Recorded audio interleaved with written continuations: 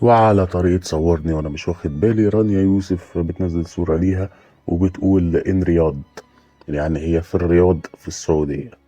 مش فاهم ايه الحكمة من ان حد ينزل صورة ليه وهو بيفطر على السرير. اكيد حضرتك عملت الكلام ده الاف المرات قبل كده، لان مش اول مرة تدخلي فندق يعني. اكيد عملتيها كتير قبل كده. فبالتالي ايه الحكمة من ان انا انزل اخش فندق فراح مصور نفسي؟ وبعدين مين اللي صورني؟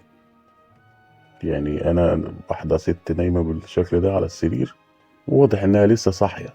طبعا هي مش لسه صاحية، هي صاحية اكيد قبلها بتلات اربع ساعات عشان تعمل الميك اب ده كله. طبعا هتقولي تعمل شعرها، اقول لك لا دي باروكة، باينة جدا انها باروكة.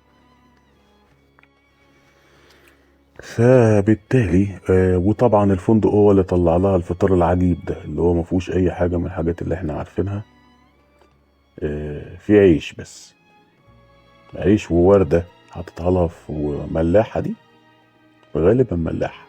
حاطط لها عيش وخوذة صلاح الدين تقريبا، بس غالبا هيكون تحتها ايه يعني، اعتقد جبنة تقريبا، حاجة زي كده. بس فنجان فاضي، غالبا ده فنجان فاضي. ده محدش فاهم، ده شهر عسل مثلا، هي دي اتجوزت وده شهر العسل وجوزها مثلا مصورها، ولا ايه بالظبط؟ زي مفيش اي سياق يخلي حد ينزل صورة ويبقى قاعد فيها على السرير وهو بيفطر الصبح ويكتب ان انا في السعودية مثلا. مش عارف ليه السعودية ليها مكان عندنا تخليك تستبعد فيها تحصل صور زي دي او اطلالات زي دي. يعني انا فعلا اول ما قريت كلمة ان رياض في السعودية زعلت. قلت ده في ناس كتير جدا نفسها تروح السعودية عشان تحج تعمل عمرة. ففكرة ارتباط اسم السعودية عندنا ارتباط يعني خاص شوية. انا كنت شايف يعني الافضل بكتير انها كانت تنزل الصورة دي وما تكتبش عليها هي منين اصلا او فين.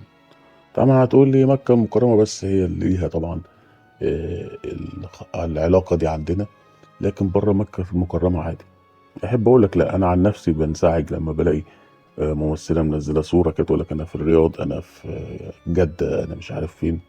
يعني مثلا الهام شاهين نزلت صور بعد حفلة الجوي اوورد وفي السعودية في الحج في السعودية، وكانت بتعمل عمرة هي وهالة سرحان والهام صفي الدين. اه فاهم. ممكن اجيب لك الصور بتاعتها في المنتدى مثلا بتاع القناة هنا انزلها لك. راحوا عملوا عمرة، بغض النظر عن اللي عملته الهام شاهين مثلا، بغض النظر عن لبس مثلا الهام شاهين في جوي اوورد انا ما شفتهاش بصراحة. ولكن كانت لفتة كويسة منها انها دايما بتبقى حريصة انها تعمل عمرة الايام الاخرانية. الفترة الاخرانية على طول هي طبعا اكيد كانت بتعمل والله اعلم يعني، بس الفترة الاخرانية كانت بتعمل عمرة كتير جدا رغم تصريحاتها رغم طريقة تفكيرها انت كل حاجة. لكن في الاخر آه، من اكتر الفنانات تقريبا في الفترة الاخرانية اللي عملوا عمرة كتير. لكن رانيا يوسف كده واخدة اتجاه بصراحة غريب، ويعني حتى انت ما بتبقاش عارف اعمالها الفنية ايه. ما بتلاقيش اعمال فنية ليها اكتر ما بتلاقي صور ليها نازلة لها. ولنا تعليقك بقى عن الناس اللي زي دي اللي بتصور نفسها عموما وهي بتفطر او وهي داخله فندق جديد او وهي مسافره